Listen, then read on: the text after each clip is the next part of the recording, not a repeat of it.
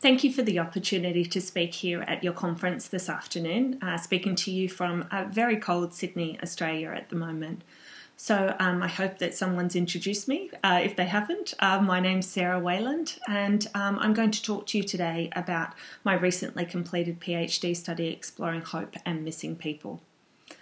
The early formation of the research question identified a moment for me as a potential researcher of hearing the concept of hope for the first time after meeting a woman whose son had vanished a number of years ago, and the last known sighting of him had been through CCTV footage as he was leaving work later that evening.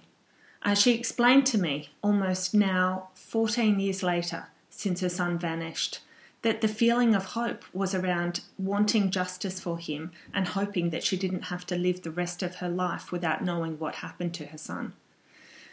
I found that I catalogued over the years of my therapeutic work, working with families of missing people and then switching to an academic research role in 2013, was that I collected each of these observations of hope along the way and reflected on the stories that were shared with me.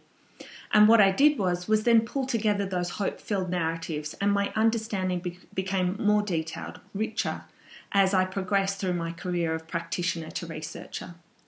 So when I began this study, the research question became, what do the stories of the left behind tell us about hope and the way it's experienced when someone is missing? So what is hope?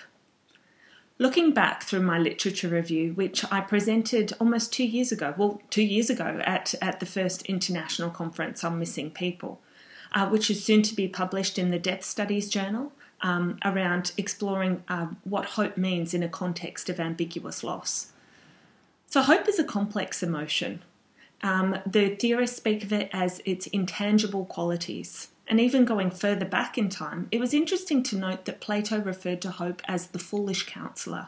So this mythical idea of hope being something that taunted people rather than something that created some possibilities for people.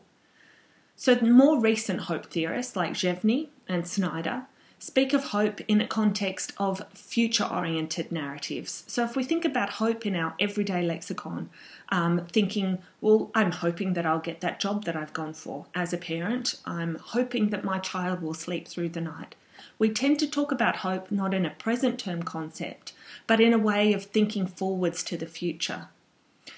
So what I noticed in reflecting on all of the literature that I gathered to understand what had been spoken about in terms of what it meant to be left behind when someone is missing is that hope has been a persistent inclusion in all of those narratives, both from a law enforcement perspective, from a media perspective, and from the voices of those with lived experience. Yet hope had never been researched in a context of how it might impact the ambiguous loss of being left behind. So what methodology did I use? The project was grounded in a narrative inquiry framework bound to a reflexive praxis. As a social worker for the last 20 years, I wanted to bring together my capacity to be able to assist people in telling the stories of their lives, and then to be able to analyse those stories to come up with some ideas around what hope might actually mean in an ambiguous loss context. The stories of hope and loss were shared with me by 19 family members of missing people, all with experiences stretching from 9 months post-missing to up to 34 years. There were 3 phases of data collection, which you'll see on the diagram that I have pulled up in front of me.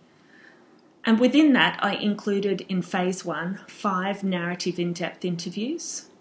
Following those in-depth interviews, I conducted a short-term thematic analysis to draw out what those themes were of people that provided me with insight about hope in a one-to-one capacity.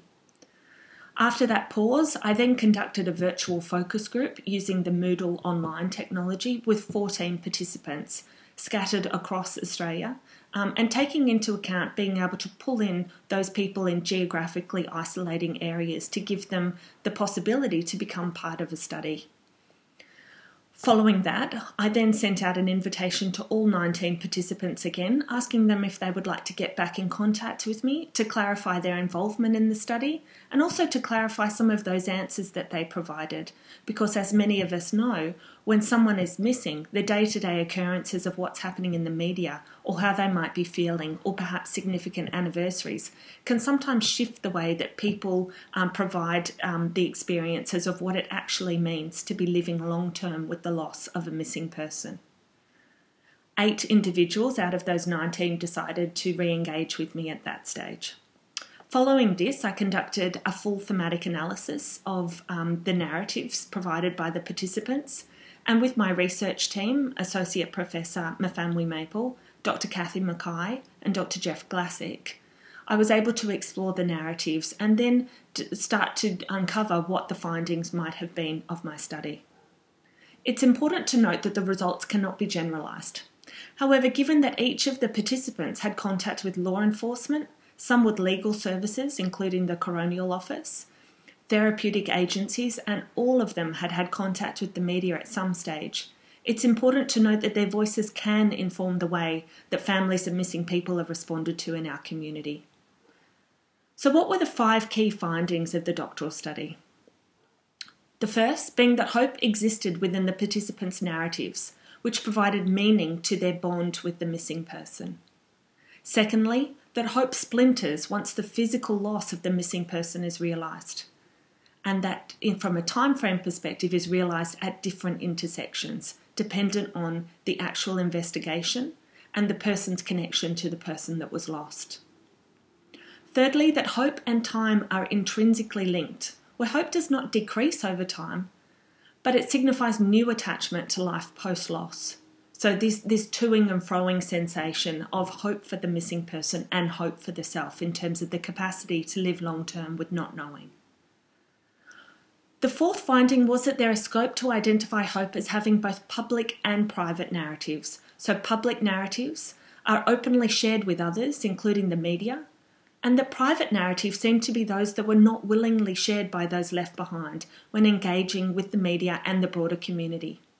And finally, that hope allows families to exist in the liminal space between their missing person's presence and absence. Importantly, the study highlights the shifting foundations of hope, where its inclusion is not duplicated between family members, but rather that hope is an individual engagement impacted by external forces.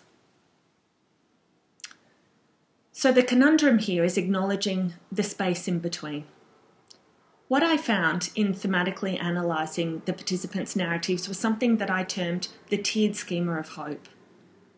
So what emerged from that first thematic analysis conducted post-phase 1 interviews was that creation of that tiered schema. In this tiered space, there were shifting ideas of hope that overlap and engaged with each other. The first tier of hopeful explorations, not to be confused with the word hopeful, or positive statements, but statements that related to hope being part of the context of people learning to live with loss. These statements are ones where the participants demonstrated that through sharing their story, that a self-described capacity to use hope in a meaningful way, to understand their experience of loss and the way in which they were surviving in spite of them, was useful for all of the participants. For one woman, the compassion of a police officer who gave her time to sit and talk offered her with hope. She explained to me that when the police make time to listen, it means that they might be able to do something. Another family also felt that when police showed a special interest, it validated their hope, as you can see by the participant narrative on the screen. On the opposite end of that tiered schema were statements where hope was lacking, or what I termed as hopeless statements. Again, these were not hopeless statements, but ones where the person's engagement with ideas of hope provided little respite from the person's capacity to enact mastery over their life. So this lack of mastery sat amidst the ambiguity, usually relating to the lack of information about the missing person's whereabouts or frustrations about the law enforcement response to their investigation. For one participant, the partner of a missing man also found that in the early days of the disappearance, when she was struggling with that loss of him being gone, was that she found that the comments from one particular police officer who said to her, "He's probably necked himself and he's not going to come back," devastated her. She felt finality in his words, as well as shame in terms of not having the answers about what might have really happened. The police officer eventually apologised, but she felt that it took a significant time for her levels of hope to return. The middle tier is the key feature for everyone in the audience to think about today, allowing movement between tier 1 and tier 3. And in this space that I termed as multiple weavings, this is a space that occurs and is seen within the conversations where the participants spoke of almost a both-and approach. So that's a concept noted by Emeritus Professor Pauline Boss, of moving between ideas of both absence and presence all at the same time, where people existed in two spaces, a liminal space that was created by hope shifting. The participants confirmed to me that a dual process of hope existed, one in which the multiple weaving concept brought together periods of hopefulness alongside a tenuous connection with hope, where ambiguity existed within that space, yet that space became the new normal for those left behind. So what is the law enforcement and legal role in their engagement with hope? The police role in a missing persons investigation is not to provide emotional support. The participants in the study acknowledged this statement. However, the close connection between the identified needs of families of missing people, so namely to have the missing person back, and the goal of police intervention, to locate the individual or ensure their well-being, suggests that the intertwining of contact at significantly traumatic periods can lead to unintentional support provision or lack thereof, given the distinction between police being hope enablers, as the participants termed them, or hope detractors in certain circumstances. The participants of the study provided examples of the ways that hope was dented by the language used by the police in terms of describing the possibilities of what might have happened to the missing person. Families indicated that their lived experience of being the best possible person to have an understanding of the nature and presentation of the missing person who was absent, as noted by Foy in her study in 2004, was invalidated by the way that the missing person was spoken about by law enforcement, that these occurrences had lasting impacts on the participants' emotional well-being. The application of the results of the study also highlighted the potential for the police to impact the emotional well-being of people left behind. Participants' reflections, particularly on their shift of worldview post-loss, incorporated that social discourse that suggests that if a person can't be found, that the police will step in and locate them. The realisation that this wasn't the case was perhaps the most challenging part for families of missing people. There was a mix between the families interviewed in terms of their thoughts on the investigation as a way of holding on to or being made to let go of hope. As one participant explained to me after watching a police officer speak about another missing persons case and suggesting that that person might be deceased, she remarked, "How dare you say that? How do you know what she's going through?" in terms of how hopeful that family might be about the ideas of the missing person returning. She felt that the harsh tone of his words forced the family to concede hope without any news to the contrary. Finally, the heightened anxiety about a potential outcome in the missing persons investigation can lead to a hope hangover, as some of my participants coined the phrase. The participants of the study identified that this period of time was a time for law enforcement to tread gently, to make sure that they understood that rise of anxiety around the hope that perhaps this would be the outcome that would lead to locating or bringing the missing person home, and then that decline, that down period following that, almost felt like a sense of a hangover for participants, and that law enforcement needed to acknowledge that they had to share information about the possibilities of the person coming back, and if they weren't coming back, what it might actually mean for those left behind. So where to from here? The findings of the study identified that families understood that those around them would engage with different ideas of hope than themselves. And I think that that's incredibly important for law enforcement. The findings of this study are not for you to hold on to hope as similar to the family, but understand that each person involved within that missing persons investigation will hold on to different types of hope. But those different types of hope need to be honoured. The family said that they do not believe that it's the role of others to detract from their hope, and that they don't need a reality check about what might happen if the missing person doesn't come home. The study identified some of the following recommendations relevant to this topic. The The first being that hope is present for all families of missing people, but that hope emerged at the same time as the disappearance. When reflecting in the literature review about the role of hope and bereavement, hope tended to come to the forefront a significant period of time after the loss. Yet for families of missing people, they hold on to hope right from the very beginning.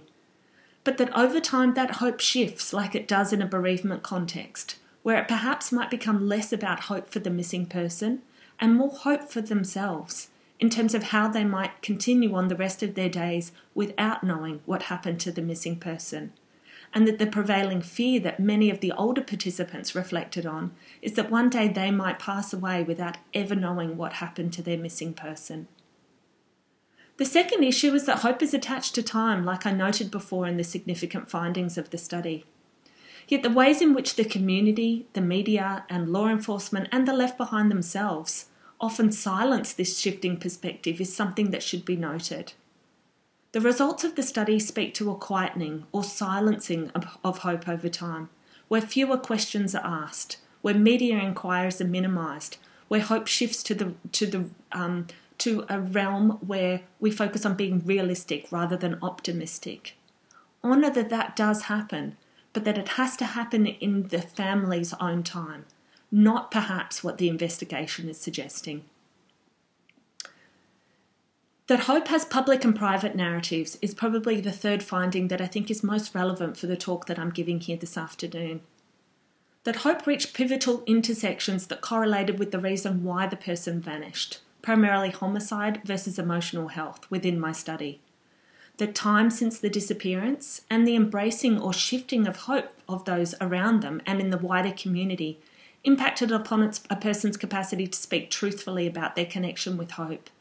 The family said that the less people asked about their hopefulness, the less they felt open to talk about the different feelings that they had, irrespective of how long it had been since that person was last seen.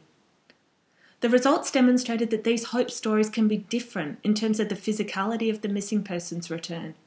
However, the ways in which individuals turned in when their hope narratives became internal conversations took precedence, rather than feeling safe about sharing openly with the wider community about still holding on to hope. So like all good researchers, I think it's important to note what requires future exploration. And I think the thing that we don't know enough about, both in terms of the return to missing population, but the other issue is ambiguous loss across the lifespan. We haven't yet been able to map the longitudinal shifts of hope for families of missing people. And in doing that, it would provide a more detailed understanding of ambiguous loss that hasn't yet been recorded. Focusing on the role of media outlets, law enforcement, legal services would enhance the community's as well as the service providers' acknowledgement that hope for the missing person differs to hope for the left behind. Additional research on the social discourse of ambiguous loss and the lack of capacity to sit with the unknown might create enhanced outcomes for the left behind. The results of the study, as well as broader discussions centering around hope, loss and ambiguity, conclude that the impact of the loss of a missing person stretches far beyond the stories told of those left behind. The role of the media in perpetuating this idea that we just need to talk about locating the physical person, and the inclusion of law enforcement in shaping the left behind's connection with hope, as well as those private narratives that perhaps the community might not be ready to hear, like in some circumstances where the participant said that it wasn't as simple as hoping, that for many hope was pain, provided scope for challenging the assumptions that when loss occurs, the only option is to hope for a resolution. I'd like to leave you by reading out one final quote for me that epitomised the purpose of my study. And I'd also like to encourage anyone that has any questions to please email me or Skype with me like many of you already do, to talk a little bit more about the findings of this study, but also moving forwards as a missing persons research community to ensure that we begin to tell those stories that have not yet been told. As the mother of a missing son, missing for 10 years, said to me, I think there are two paths of hope. You have a different hope in the beginning. It's a sharper hope, isn't it? Though it does come back to who you are. I mean, if you're a pessimist, you're not going to attach a lot of hope, are you? If you're an optimist, then yeah, I think that hope is within your life and you'll channel it in different areas. Like a twig, there are different branches of hope. It's a much softer hope for the future, isn't it? It's a very poignant, sharp hope when someone goes missing. Thank you.